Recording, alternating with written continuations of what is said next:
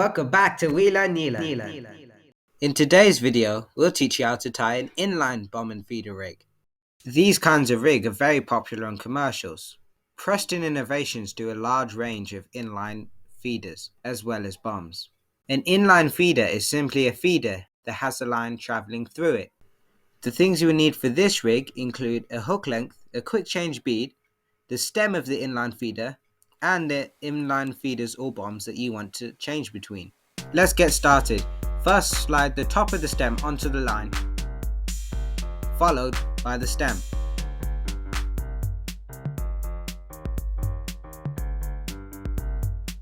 Next, open the quick change bead and slide the main bit of the bead onto the line.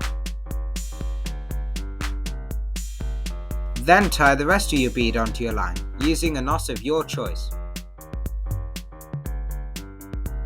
Then attach your hook length to your main line by sliding the loop of the hook length onto the little hook in the quick change bead.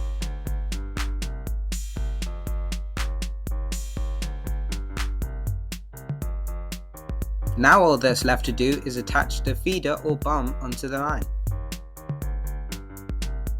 To do this, there's a slit in the feeder and you slide the line through the slit so the line runs through the feeder.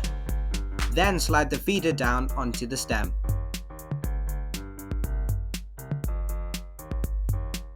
Finally, slide down the cap to secure the feeder and make sure it doesn't slip back off the stem.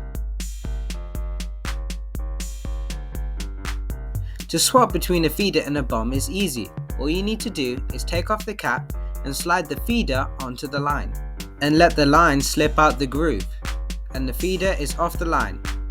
All you have to do is attach the bomb in the same way you did the feeder and you can swap between them easily. And that's it! Now you know how to tie an inline feeder egg and swap between feeders and bombs.